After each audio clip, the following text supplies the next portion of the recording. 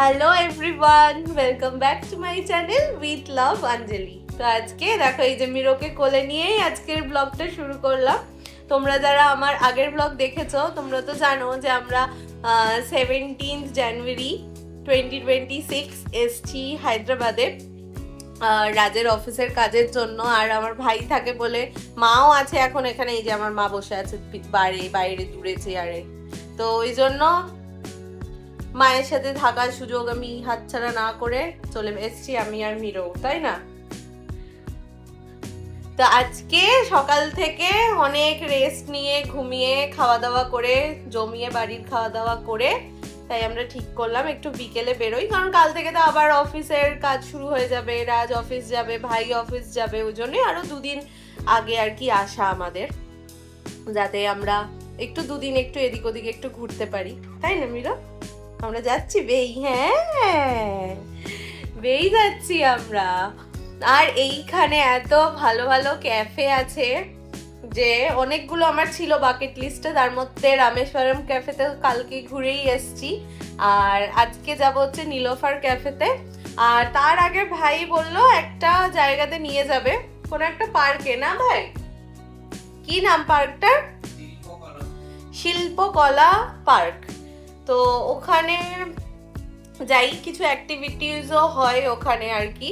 তো গিয়ে দেখা যাক কি কি হয়। তো তার সাথে তোমাদেরকেও নিয়ে যাব, তোমাদেরকেও দেখাবো। আমি রেডি হয়ে গেছি, এই যে মিরো রেডি হয়ে গেছে। আমি আর মিরো আজকে almost same same matching matching blue and white. আর ভাই আর রাজ রেডি হচ্ছে, আর ওই মোটামুটি 5-10 মিনিটের মধ্যে আমরা বেরোবো। তারপরে যাই, চলো তারপরে তোমাদেরকে গিয়েও দেখাচ্ছি যে জায়গাটা কিরকম। আমিও প্রথমবার দেখবো, তোমাদেরকেও দেখাবো। চলো তাহলে যাওয়া যাক, টাটা। চলো আমরা এই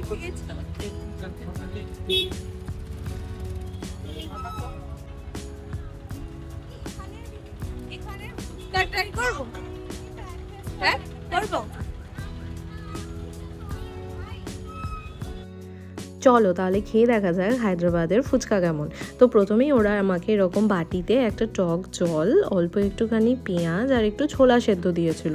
তো প্রথমে আমি বুঝতে পারিনি যে কেন দিয়েছে, তারপর আমি আশেপাশে লোকজনকে দেখলাম যে আলুর পুর ভরা ফুচকাই পাওয়া যাচ্ছিলো যদিও, তো সেটা দেওয়ার পরে সেগুলোকে আবার ওই ফুচকার মধ্যে ভরে তারপর খেতে হবে, মানে ওই আর কি আমাদের একটু এক্সট্রা খাটুনি। তবে আমার খুব একটা ভালো লাগেনি, ওই অ্যাভারেজ টেস্টেরই আর কি ছিল। মানে আমরা যেরকম ছোট থেকে ফুচকা খেয়ে আর কি অভ্যস্ত, আমরা বাঙালি, তাদের কাছে কি আর যে সে ফুচকা আর কি টেস্ট মুখে আর কি স্বাদ পায়। তো যাই হোক, তো গেছি যখন খেতে, কটা তো খেতেই হবে। তো তারপরেই এবার আমরা আস্তে আস্তে পার্কের গেটের দিকে এগোতে থাকলাম। আর ওই যে দূরে রাজপ্রাসাদের গেটের মতো, বা বলতে পারো যে সেই দুর্গের তোরণগুলো যেরকম থাকে সেই রকম দেখতে, না ঠিক ওটাই হচ্ছে পার্কের গেট। চলো তাহলে ভেতরে এরপরে যাব আমরা, যাওয়া যাক ভিতরে গিয়ে দেখি যে ঠিক কীরকম পার্কটা। আর সামনের দুটো ঘোড়া দেখেছো, ওগুলো আমার খুব ভালো লেগেছে, খুব পছন্দ হয়েছে।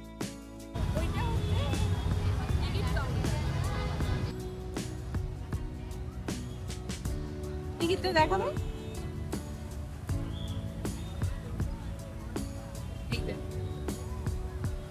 কেটেছি পার পার্সন 60 রুপিস করে, 180 এরকম।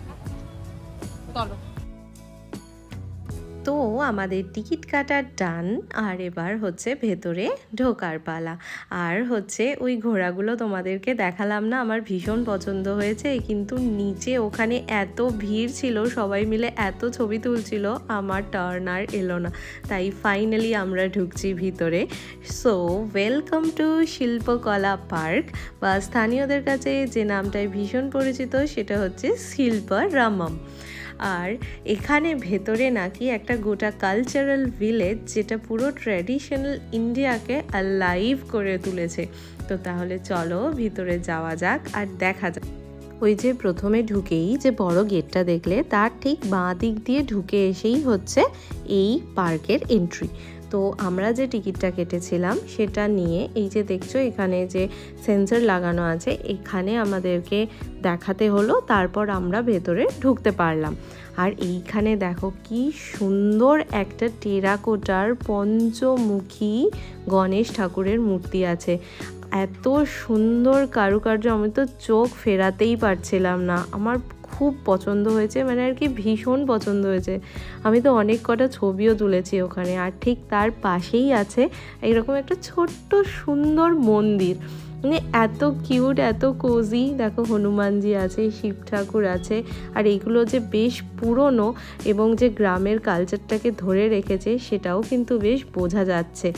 আর তার সাথে হচ্ছে এই যে যেই ঢুকলাম ঢুকেই দেখছি সবাই এখানে বসে মেহেন্দি পড়ছে। আর এই যে হচ্ছে মেন ওয়েলকাম গেট। আর এখানে ঢুকেই জানো আমার যে জিনিসটা প্রথম ফিল হয়েছে কি বলো তো, সেটা হচ্ছে তোমরা যারা কলকাতাতে থাকো বা কলকাতার হস্তশিল্প মেলাতে গেছো তারা ঠিক কিন্তু এই ভাইবটা বুঝতে পারবে। কি আমার সাথে মিললো তো? আমারও ঠিক তাই মনে হয়েছিল, যে ঢুকেই আমার মনে হচ্ছে যে আমি তো একদম এই হস্তশিল্প মেলাতে মনে হচ্ছে পৌঁছে গেছি। চারিদিকে আর কি ওই ধরনের ওই রকমেরই আর কি সমস্ত হ্যান্ডমেড জিনিসপত্রের আর কি স্টল। এই যে তোমরা দেখতেই পেলে শাড়ি, চাদর, বিভিন্ন রকমের সালোয়ার, স্যুট, এবং শুধুমাত্র এটা যে সাউথ ইন্ডিয়ান কালচার তা কিন্তু নয়, পুরো ইন্ডিয়াকে যেন রিপ্রেজেন্ট করছিল এই জায়গাটা। আর তার সাথে এই স্টলটা আমার ভীষণ পছন্দ হয়েছিল।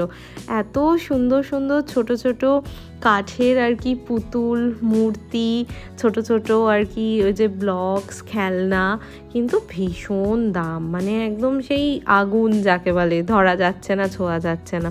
তাও আমি কিছুটা বার্গেনিং করার চেষ্টা করলাম, কিন্তু আমার স্কিল তো খুব খারাপ, তাই খুব একটা কাজে দিল না। আর তারপরে আরও বিভিন্ন রকম জিনিসপত্র ছিল এখানে। এই দেখো ঘর সাজাবার বহু জিনিস, আর এই ব্যাগগুলো খুব সুন্দর ছিল তার সাথে।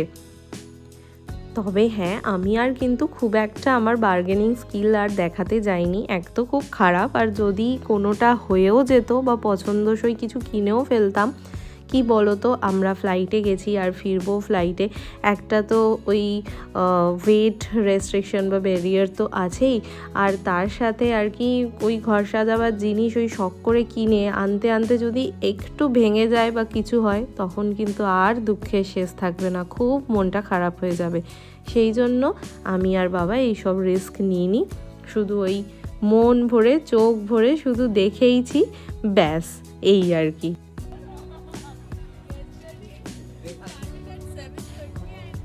গণেশ ঠাকুরটা কি সুন্দর নয়? এই গণেশ ঠাকুরটা, হ্যাঁ।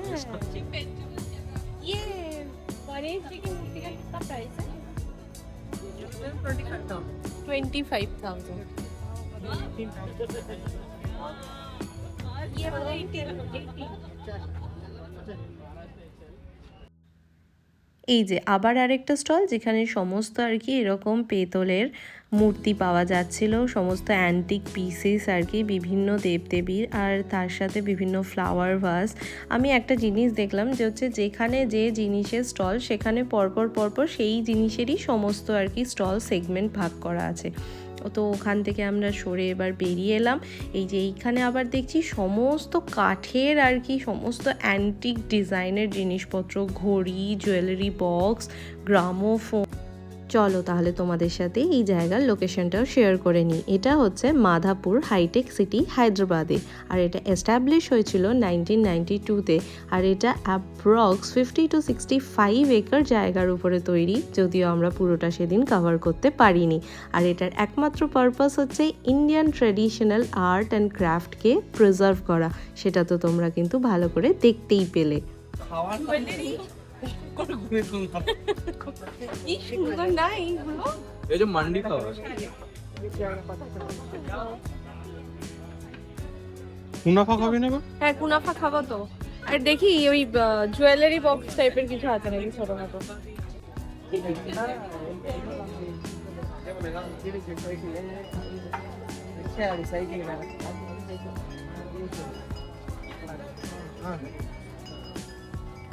আমি তো মিরর এই ধরনের কিছু জামা কাপড়ই দেখছি না।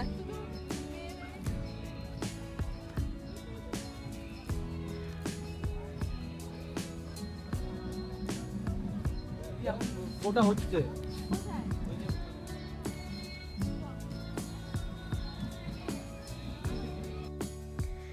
আর এখানে শুধুমাত্র কিন্তু ঘোরাঘুরি নয়, এই শিল্পকলা পার্ক বা শিল্পরম্মমের আসল ম্যাজিক হচ্ছে যখন এখানকার কালচারাল শোটা শুরু হয়।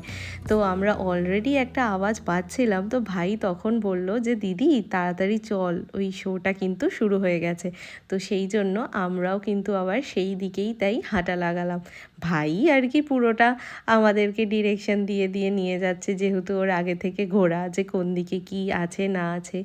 আর সেখানে গিয়ে দেখলাম যে কিন্তু প্রচুর মানুষের ঢল নেমেছে সেখানে, অনেকেই এসছে সেইখানে পার্কের ঘোরাঘুরি বাকি কেনাকাটি এনজয় করার সাথে সাথে এই শো দেখতে।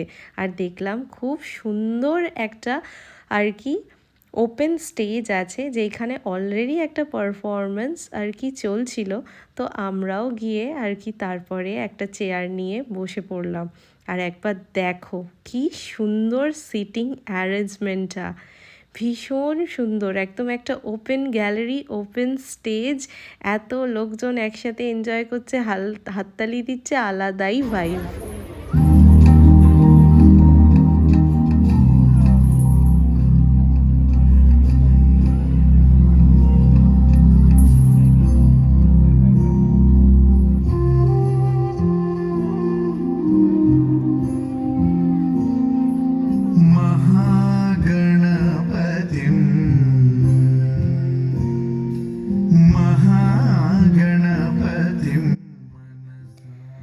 চলো তাহলে তোমরাও আমাদের সাথে সাথে এই ভারতনাট্যম ডান্স পারফরমেন্সগুলো এনজয় করো, আর কেমন লাগলো অবশ্যই কিন্তু কমেন্টে জানিও।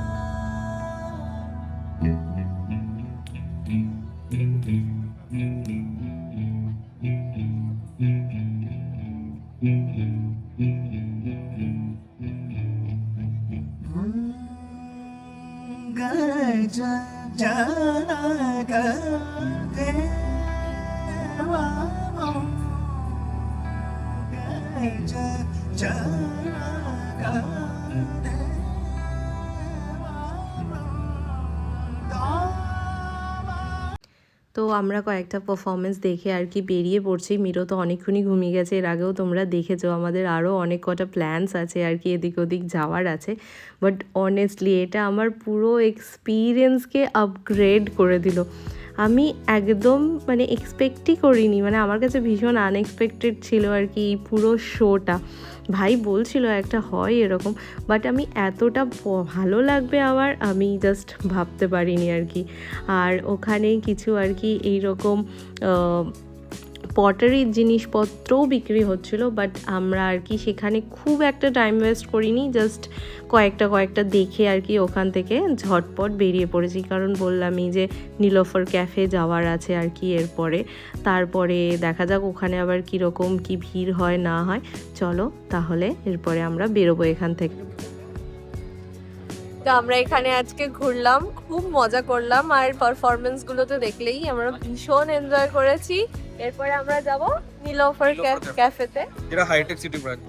হাইটেক সিটি ব্রাঞ্চে। কটা আছে এখানে? তো নীলোফার ক্যাফে অ্যাকচুয়ালি হচ্ছে যেটা অরিজিনাল ব্রাঞ্চ, সেটা হচ্ছে লাকড়ি কা পুলে, যেটা প্রথম থেকে স্টার্ট হয়েছিল। হ্যাঁ, তারপর এখন ওটা অনেক কটা আছে, বাঞ্জারা হিলসে আছে একটা, মানে অনেকগুলো অ্যাক্রস হায়দ্রাবাদ অনেক কটা ব্রাঞ্চ আছে, বাট হাইটেক সিটিটা খুবই ভালো।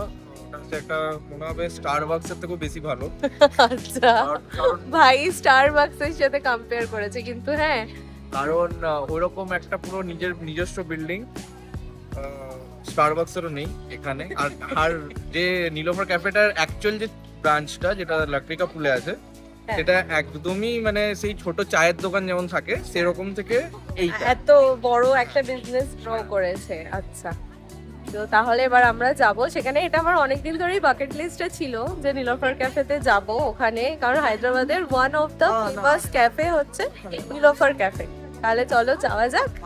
আর আমি এখানে একটা ছোট্ট জিনিস কিনেছি মেলা থেকে, এত দাম এখানে সমস্ত জিনিসপত্রের যে কি বলবো। তো বাড়ি গিয়ে তোমাদেরকে দেখাচ্ছি যে কি কিনলাম। তাহলে এখন ওই যে আমাদের অটো বুক করেছি আমরা উবার থেকে, তো আমরা এবার যাবো নীলোফার ক্যাফে। রাখলাম। আমি আমার ব্লগটা এখানেই শেষ করছি, না হলে আর কি ভীষণ লেন্দি হয়ে যাচ্ছে। আর আমার নীলোফার ক্যাফের এক্সপিরিয়েন্স আসছে নেক্সট ব্লগে, তো খুব তাড়াতাড়ি। তো তোমরা টিল দেন সবাই খুব ভালো থেকো, সুস্থ থেকো, আর আমার চ্যানেলে আমার ব্লগ দেখতে থাকো। অ্যান্ড অবশ্যই উইথ লাভ অঞ্জলি চ্যানেলকে লাইক, শেয়ার অ্যান্ড সাবস্ক্রাইব। আর অবশ্যই আজকের ব্লগটা কেমন লাগলো তোমরা কিন্তু কমেন্টে জানাতে কিন্তু কেউ ভুলো না। ওকে, টাটা।